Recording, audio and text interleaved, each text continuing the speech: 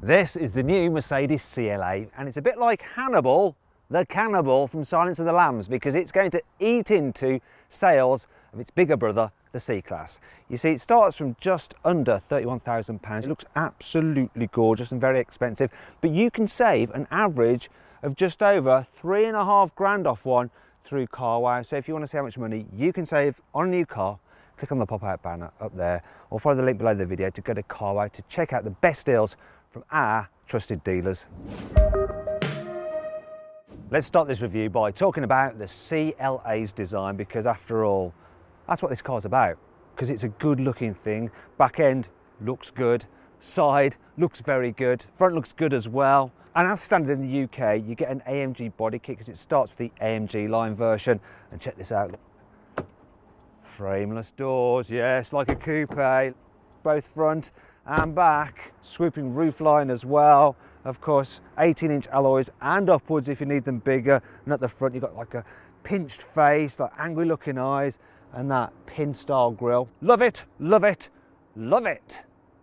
I also love the interior design. Now, it's effectively the same as the A-Class because they're basically the same car. It's just that this is the saloon, the A-Class is the hatchback.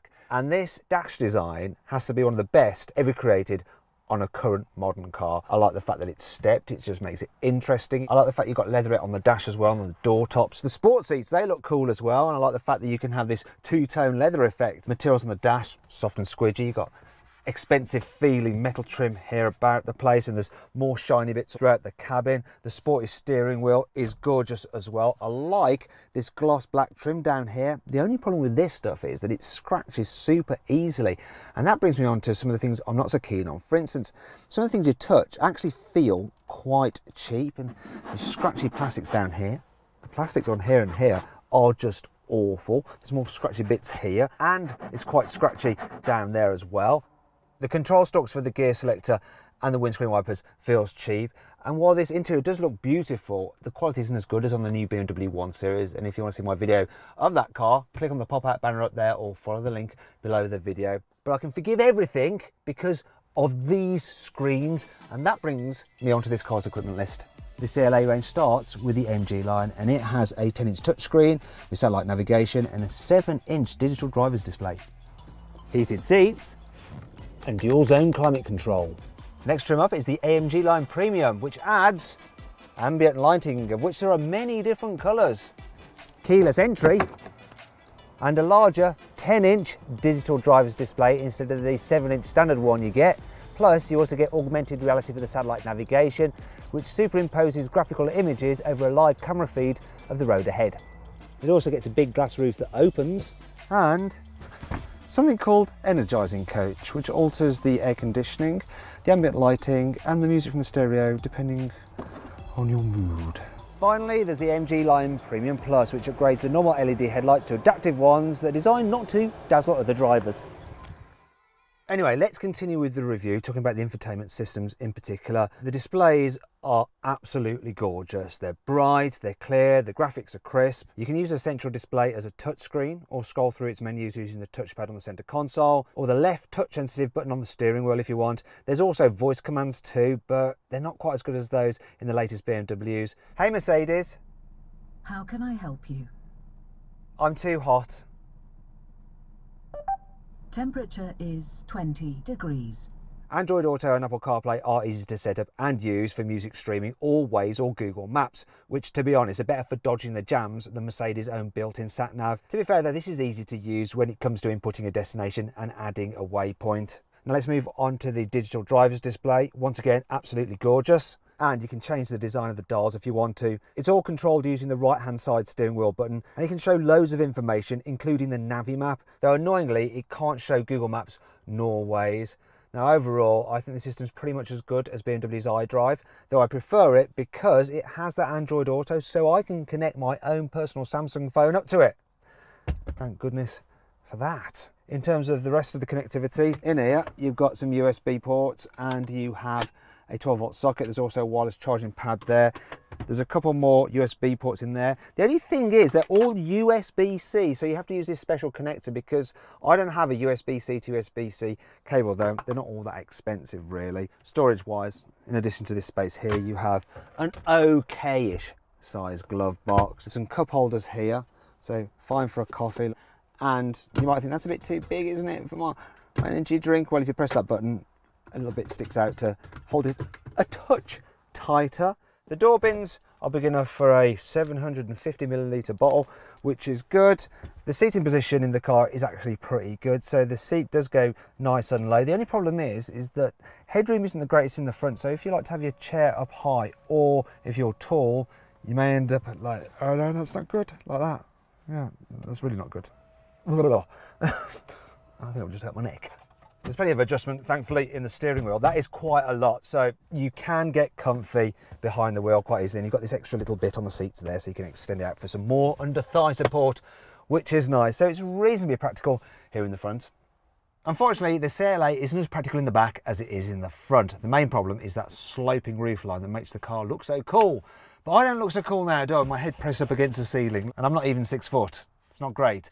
Knee room is all right, and even with the front seat slammed, you can just about squeeze your feet underneath it. The real problem, though, is that they've actually situated the seat quite low to try and counteract that sloping roofline, and as a result, you feel like you're in a weird kind of stress position. There's no under thigh support. It's really not that comfy. Now, if you want to carry 3 in the back at once, yep, it's even worse. The middle seat is raised up. There's obviously a lump in the floor, so you have to straddle that, and the footwells aren't really that big, so everyone does start to fight for foot space. Also, because the car isn't the widest and the sides actually arc in slightly, people on the outer 2 seats will be pushed outwards and they'll just be bashing their head off the roofline. It's not great for carrying rear passengers, this car. Wouldn't matter so much if they're small, though the high window line means that you don't get a great view out, and it is quite dark back here. Thankfully though, look, the windows do go all the way down if that matters to you.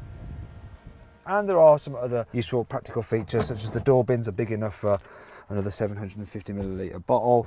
You've got some storage nets here and here. There are 2 extra USB-C ports there for charging your stuff. And with the premium model, you do get a fold down armrest with a couple of cup holders, which is handy, but the entry level car doesn't have that. Oh well. We have some, if I can do it, through loading, which is useful if you need to carry longer items and you still need to carry 2 people in the back at once. What's not so good is fitting a child seat in this car. The main reason is that it's quite hard to get it in through the narrow doors because they don't open very wide. Also, you have to move the front seat quite a bit forward to get a rear-facing child seat inside. At least the Isofix anchor points are easily located and don't have covers. However, if you do fit 2 child seats, you won't be able to fit an adult in between them because there's just not enough space, so the mother-in-law will have to stay at home. Oh dear. Anyway, let's talk about the boot. The outright capacity isn't that much less than a C-Class, and it is bigger than an Audi A3 saloon. Also, the opening's kind of wide-ish for a saloon, so you do have a lip to lift stuff over, but it's not too bad. And there's some extra underfloor storage, but really, you're not going to fit much in there, are you? Unless you want to carry some pieces of A4 paper, because it's quite shallow. There's some tethering points here and here. Oh, actually, you can fold down the rear seats. Though, yeah, you have to lean in to do it. Go on, there we go. And then you can slide things to the front like that.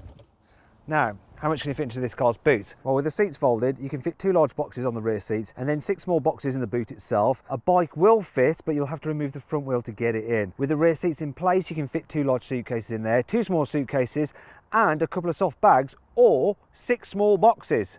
A set of golf clubs will also just about fit, and so too will a pushchair. But if you need a bit more practicality, but you generally like the look of this car, then check out the A-Class hatchback. In fact, click on there, that pop-out banner, or on the link below the video to watch my review of that car. Anyway, on to 5 annoying things about the CLA. The front seat headrests are angled in a bit too far, and they bulge as well, so it kind of promotes you to sit in a really bad posture. You end up all hunched. Annoyingly, you can't even alter that angle, so you're stuck with it. For some reason, there is no skip track button on the steering wheel for the stereo like there is in most cars, so you have to go through the main infotainment system, and it just takes a bit longer. The grab handle for the boot is blooming useless, so you just end up grabbing the boot lid and then getting crap all over your hands. Mercedes are always trying to fake it, but they won't kid the carwow stick of truth. So yeah, fake diffuser, fake air vent, and worst of the worst, fake exhaust. The way these cool looking door handles stick out a bit, if you suddenly slam the door and your knee's in the wrong place, it can bash against it. Thankfully, this car has plenty of cool features to help make up for all this. Here's 5. The CLA's sweeping bodywork is so aerodynamic it creates no more wind resistance than a velodrome cyclist.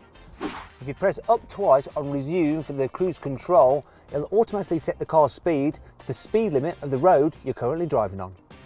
While the CLA may be based on the A-Class, it actually has more sophisticated rear suspension. Also, the suspension is stiffer and lower slightly, and the distance between the wheels across an axle is slightly wider as well at the front and at the back, and all that is designed to help make the car feel more sporty to drive. When you increase the temperature of the climate control, the ambient lighting around the air vent glows red. When you cool it down, it glows blue. If it's dark and you reach across into the passenger side to try and find something, a little light will illuminate so you can see what you're doing. Good job too, because otherwise I'd have never been able to find this. The CLA is meant to be a posh car, and that's why you can only get it with an automatic gearbox. You can also get certain versions with four-wheel drive, though most cars are front-wheel drive.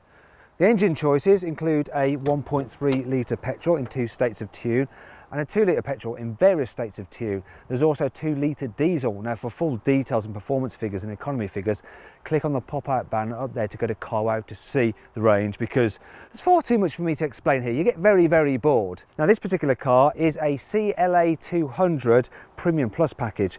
The starting price of this car would be just over £35,000, but I put the details into the carwow configurator. You can save an average of just over £3.5 grand off one. So why don't you head to carwow and try out the configurator yourself on this car or any car. See how much you can save.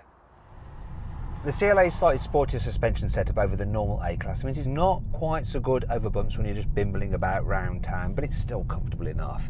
Also, the steering is super light, the automatic gearbox does its thing, and it's generally quite a pleasant thing to just pootle around in. The manoeuvrability is alright as well, though the turning circle isn't quite as good as on something like an Audi A3 Saloon, but there's not much in it. However, if you want to see my in-depth video review of the Audi A3 Saloon, just click on the pop-out banner up there to watch the video. You might think that a low-slung car such as this would be an absolute pig to park, but it's surprisingly easy. So, the back window is fairly large, which means that you can see where you're aiming the car, but really you don't need to look out of it. You just use the standard fit parking sensors and the brilliant reversing camera, and it just lets you know exactly how close you are to objects all around the entire car. You're all watching going, I could have done that much better. But here we go. Just gives you so much confidence, that camera system. Finally, voila. I do love the fact that it's so easy to go from reverse into drive and reverse again, just using the column mounted gear selector. See, super duper easy. When you get out on the motorway, this thing can hold its own. It's actually very, very planted, and it's not bad for long distance work. This one has a 1.3 litre turbo engine in, and it's actually all right. So I'm doing 50 miles an hour, I'm gonna floor the throttle, gearbox responds well, and it pulls okay. There's 70, and What do you want to do? once again, I have it every time. Chimes in, ruins my piece to camera. What I was trying to say was that when you rev the engine hard, it does start to make quite a bit of noise. What I can't fault it for though is the economy. So this thing is returning 50 miles per gallon, which is actually very good. Now, if I was buying this car, there is one option I'd fit to it, and it's the driving assistance package. So what that includes is a super advanced cruise control system where it'll also steer the car to keep you in lane, and it's very, very good. It's one of the best systems on the market. When you head out onto a twisty road, the CLA does deliver. You flip the driving settings into sports, adds weight to the steering, makes the throttle response sharper, speeds up the shifts from the gearbox, though you can take control yourself, use the paddles. Yes, this little engine kind of gives as good as it can, really. But the whole stability that you get through the car is pretty good, and it's not the sharpest tool in the box. It's not a real sports car, but it does have a slight fun edge to it. You can hoon it about at quite a rate if you want to, and it will grip and go around a corner. And then if you start running wide, you lift off and it just tightens its line. It's actually fairly decent.